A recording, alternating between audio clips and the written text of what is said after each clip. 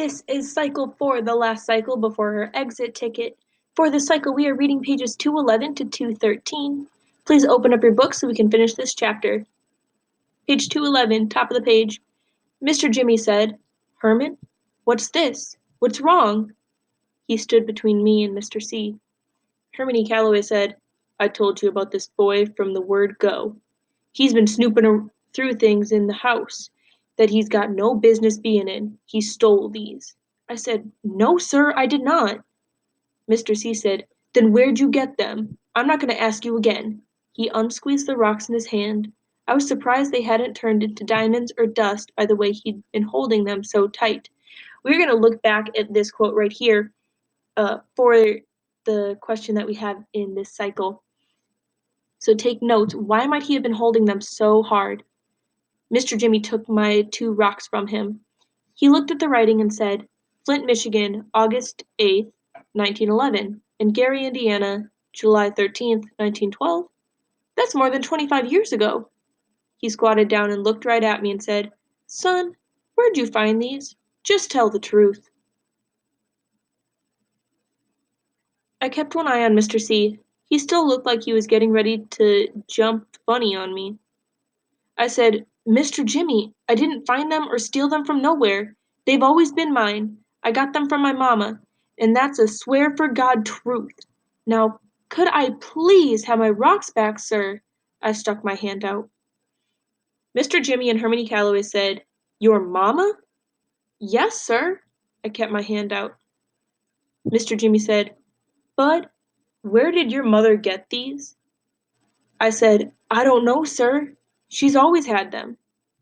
Mr. Jimmy and Hermione Calloway were looking at me with that can't decide which hand to smack you with look. When Mr. Jimmy said, "Bud, what did you say your mama's name was?" "No one ever asked me, sir." Hermione Calloway was still hot.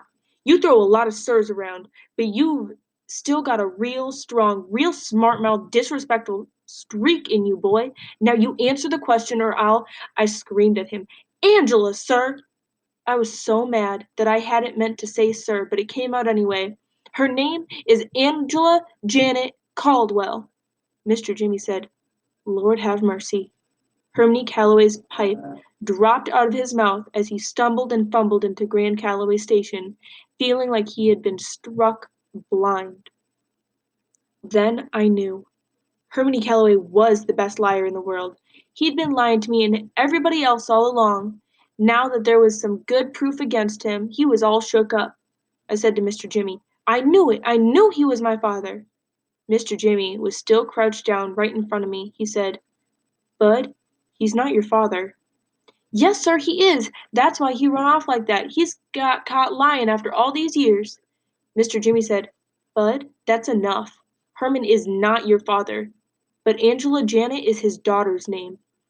If what you're saying is true, Lord help us all, it looks like Herman might be your grandfather."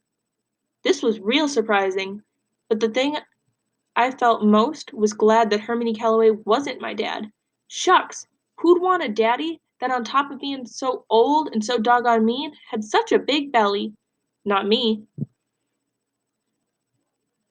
That was a huge moment. We now know that Herman E. Calloway isn't his dad, but it's his granddad. Hermione Calloway's daughter, the person whose room Bud is staying in, is his mom's room. I want you to make a note of that. All of these things are coming together. So, knowing everything, knowing that Bud's mom is Hermione Calloway's daughter, let's look at this moment again from page 211. Mr. C said, "Then where'd you get them? I'm not going to ask you again." He unsqueezed the rocks in his hand.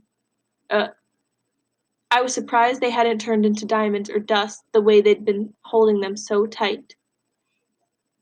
Why might he be holding them so tight?